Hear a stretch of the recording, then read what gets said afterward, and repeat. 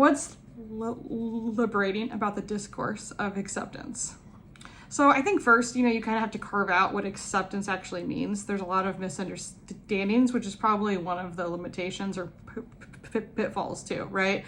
Is that people take acceptance and they think it has to mean something positive or that it means this or this. But that's the thing with acceptance, is it doesn't actually mean any feeling, any thought, any decision. It just means acknowledging a reality that is. So acceptance is like going to a family holiday gathering and your grandmother gives you a gift and you accept the gift. This is your gift now. This is what you have. And I see acceptance for stuttering in the same vein, It's somebody giving you a thing. I won't call it a gift. There's a lot of back and forth on that. A lot of people don't feel that way. But you're given something and now you have to figure out, well, what am I going to do? So the thing at that point, what happens is that it really becomes whatever a person wants. Just like people wear different clothes, even though we have some of the same options available to us, we might live life a certain way, work the same job, but we wear different clothes to work. We make different choices when we have options. People don't all make the same choice, even if people have something in common. And I see stuttering as that too. Acceptance just means, well, now I get to see what my options are. Do I want to work really hard to reduce my stutter from being noticeable to other people? Do I want to not think about that at all and just talk the way I talk and know there's going to be situations that come up because of it? Do I want to get plugged into a community now that I know this is something that I'm going to have for the rest of my life, because part of what I believe acceptance to be is the reality of stuttering. And the reality of stuttering is that there is no cure. The reality of stuttering is that I am not going to wake up tomorrow and suddenly be fluent like I hoped for decades of my life was going to happen one day. And so now I have a choice. And for me, that choice looked like leaning into my stutter and not doing any of the things that I ever did in speech therapy, not thinking about stuttering modification, not thinking about fluency techniques, just diving in and seeing what comes next. Obviously, that was easier, as a goal than to actually do. And it took a lot of years of being more at peace with that reality and not wanting to fight it all the time. But leaning in, so this is my reality. It's going to be challenging. There's going to be speed bumps, but I'm going to choose the path that has a lot of resistance. I'm going to resist a lot, but I want to choose this path.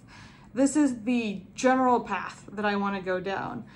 And I have to be real. I have to accept what that means about my life. For a long time, I thought that meant I couldn't choose certain careers or this or that. And that I realize now, I called it acceptance of like my poor life, whatever, but it really was just avoidance. And I learned that avoidance is not acceptance. Acceptance is doing the thing, knowing it might be harder, you might face different challenges, but you do the thing. You don't stop yourself in advance. I see acceptance as a response to a society that is obsessed with conformity, that is all about wanting people to be, at this point, like hyper fluent, right? Like somebody makes a tiny gaffe in a TikTok video, I guess it's just called a TikTok, or an Instagram reel, or on TV, or anything, and people jump all over it. And it's like, people talk like that. You see people on Reddit complain that their favorite podcaster sometimes clicks at the end of, like, people are so hypercritical of this perfect fluency that doesn't actually exist in conversations. When you're sitting there and you're talking with your friend, when you're having a connected conversation, hopefully no one's really thinking about that much.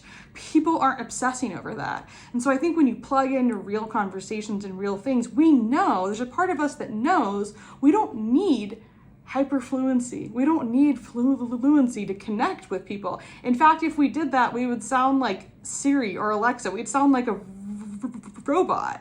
And it's the little hiccups, the little things that are different about this hyperfluent idea that make the connection that make us human too. So I do think it's a response out of that. And I do think one of the main limitations and pitfalls is people just not understanding. And I think one of the other major pitfalls that we have is that it can become, if you're not careful, hyper individualized. So we see whether it's like toxic positivity or it's seen as a like, you need to accept your stutter and then everything will be fine.